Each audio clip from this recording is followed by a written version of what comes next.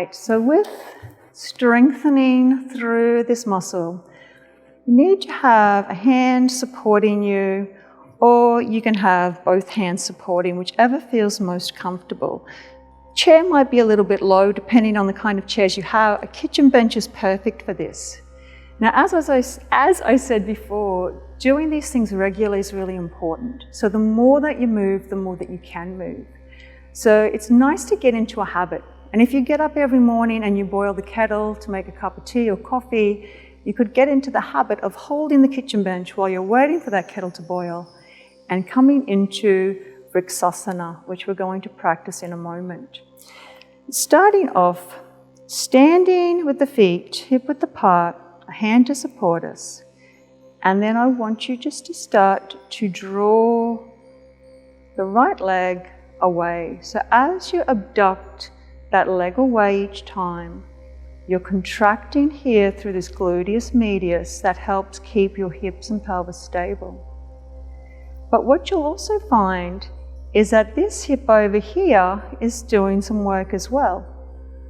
So both sets of muscles are active when we come into balance. Just resting down. And so now on the opposite side, doing exactly the same thing. So something to support us, hand on the hip. Looking at the floor will actually give you the best balanced gaze, because your body knows exactly where you are in relation to the floor when you're looking at it. So again, just abducting that leg away. And each time we abduct, we're strengthening this muscle.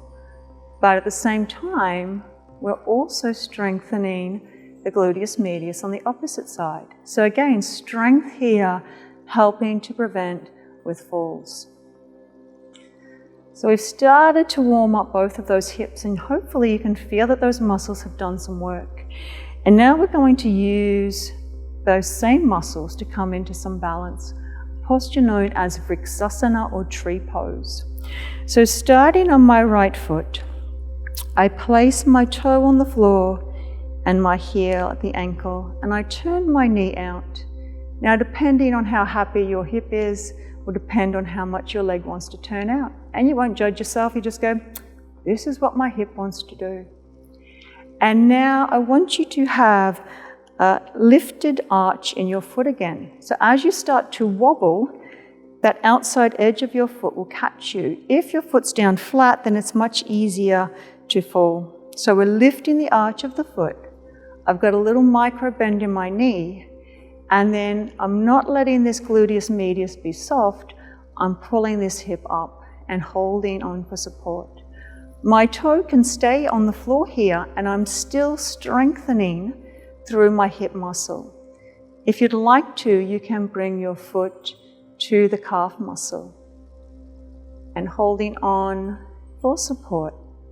And then from here, you might like to take what we call Gyan Mudra, with the thumb and the forefinger coming together, and you can inhale, lift that arm up. Now, if you are feeling really stable, of course you can release your hand, but it's nice to have something just beside you for support. Drishti, or gaze on the floor, will be your best balance point. And if you do feel stable, you might like to lift both hands up into a tree posture of Relaxation. And then the hands coming back down. Turn this knee forward so we reset that hip joint. Extend the leg and let it go. And now we do it on the other side. So of course, starting with some support near us. I've got my toe on the floor and the heel on my ankle. I'm lifting the arch of my left foot. I've got a little micro bend in my knee, and I'm engaging through this gluteus medius, and I'm pulling it up to hold me stable. I can stay with my toe on the floor and still get strength in that leg, or I can lift my foot to the calf muscle. And as I'm holding here, even if I'm holding on to a chair or a kitchen bench, I'm strengthening the muscles in my foot, my ankle, my calf, my knee, my thigh, and my hip. And again, you might like to take Gyan Mudra, and you can lift that arm if the shoulders feel comfortable.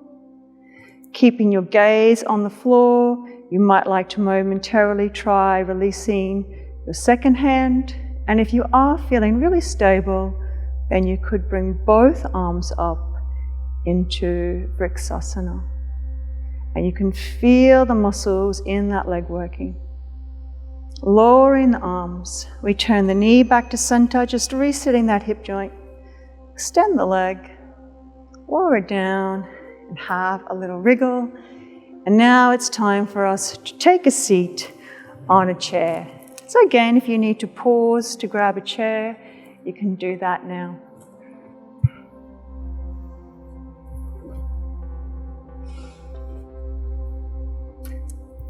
So with the chair, I'm sitting towards the front of it, and I've got both of my feet firmly on the floor.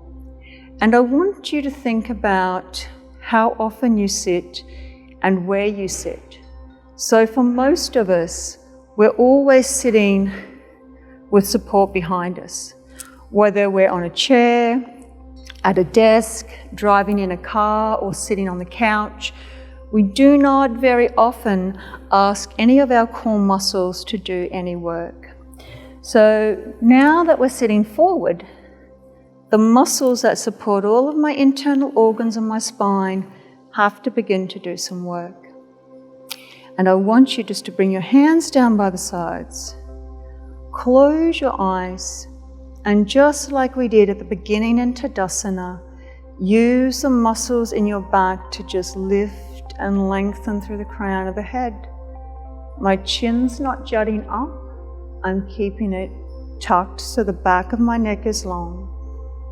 And relaxing the muscles around the eyes, the jaw, the shoulders, and even the belly can be soft. And strengthening the muscles in the back. And then opening your eyes. On an inhale, lift your right arm. You can hold onto the chair and just reach as far as you're comfortable. And just holding the stretch here. Try not to let the shoulder come forward. Try to keep the chest open. And I want you to notice where you can feel this stretch. So you should be getting a nice release down here near your right hip. You're lengthening through the waist, between the ribs, and stretching the shoulder. And then lifting and lowering the arms. Just sit for a moment with your eyes closed. And notice how the right side of your body feels different to the left. There's a warmth, there's a tingling. You might even feel a little longer already just after one stretch. And then inhale, lifting the left arm. And exhale, reaching and holding. So again, we start to get in down near that hip. And actually starts to release the lower back. We're creating space between the ribs for the breath. And improving the range of movement in the shoulder. And then lifting and lowering. And again, just pause and notice how the body feels different already after just one stretch. And then inhale, bring the hands together overhead. And on an exhale, bring the hands down to the chest. Point the fingers forward, tuck your chin to the chest and pull the belly in. And feel this releasing tension in your upper back and your shoulders. Stretching your arms, lengthening the spine. And then on another inhale, take the hands behind you. And just start to draw the sternum forward. And as you draw the sternum forward, you'll feel a stretching right through the chest and the arms. And if you spend a lot of time doing work that has you leaning forward, then this is the antidote to that. And then releasing the arms down. And just twice more. So we're lifting and reaching through the side of the body. And then exhale, lowering that hand back down. Inhale, lifting, lengthening and stretching the side of the body. And then lifting and back down. Both hands will come together overhead. And then exhale, bringing the hands down to the chest. So moving the shoulders in many directions. Chin to the chest, getting rid of that tension and tightness through the upper back and shoulders. And then that opening. So if you're reading or on your iPad, or as my mother does, lots of weaving and spinning, releasing that tension through the front of the chest. And then once more, that right arm lifts. And wherever you can feel the body stretching, you know that you're having an impact, you're starting to change. And as I always say, the more you move your body, the more it can move. And the less that we explore the range of movement, the less it can move.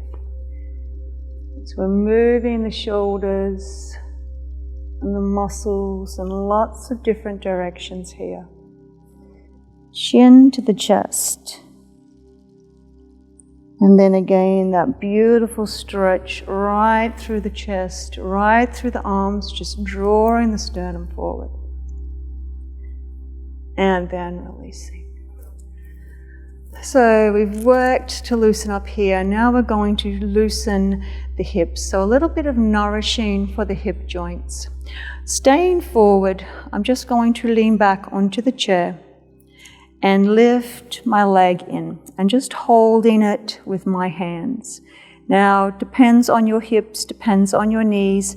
You might prefer to hold behind your thigh, that's fine, or in front. And then just gently squeeze until you find a nice stretch. And it should feel good and it should feel nourishing. And if you can't get it in too far, don't panic. The fact that you're moving it is good and means that you'll be able to keep moving it more. And as you hold here, just keep your jaw and your forehead soft. So we're putting gentle stress on the hip joint. And what that does is the hip joint goes, oh, you want to move. Oh, we better produce those synovial fluids that keep that hip joint lubricated. So we're affecting the joint. We're also putting a bit of stress on those muscles, keeping that range of movement. And we're also releasing through the lower back on this side. And so releasing that leg down and now crossing that leg. And now we put some stress on that hip to open outwards. And again, if the knee's up, don't panic. But if there's any discomfort, just put the leg down. And now we're going to take our fingers and put them between our toes. There we go. Now this is actually another really important part. As we get older, the joints in between our joints in our toes tend to collapse inwards. And as they collapse inwards, we get a smaller balance point, so it actually impacts on our ability to balance. So simply putting your fingers between your toes and giving your toes a little wriggle is a nourishing practice for your joints, and it helps to keep those joints youthful and mobile. And if you can remember to do this each day, it's a really good practice to get into. So maybe when the ads come on the television, just stick your fingers between your toes. And then releasing that leg. And we're drawing the opposite leg in. So again, reclining back. You can hold behind the thigh or in front. And all hips are different, just like noses are different. So if yours is really tight, that's okay. Just keep gently moving it as often as you can. So again, we're holding here, we're putting gentle pressure on the hip joint. We're stretching some of those hip muscles and a little bit of a release in the lower back, that tightness that can cause lower back pain. So it's a nourishing practice. It's about maintaining that mobility and comfort as well. And again, if we can get into the habit of just these small practices regularly, then the more we move, the more we can move. And again, coming forward, I'm crossing that leg over. So I'm stretching a little more in the hip, being kind to my knee. If there's any knee pain, then I'm going to move and adjust my leg. Then I'm taking my fingers again and putting them between my toes. So we're getting into all of these tiny little joints down here in the toes, making sure that they're healthy, that they're mobile, and they help us with our balance. So again, if we can remember to do that regularly, then we can make a difference. And releasing.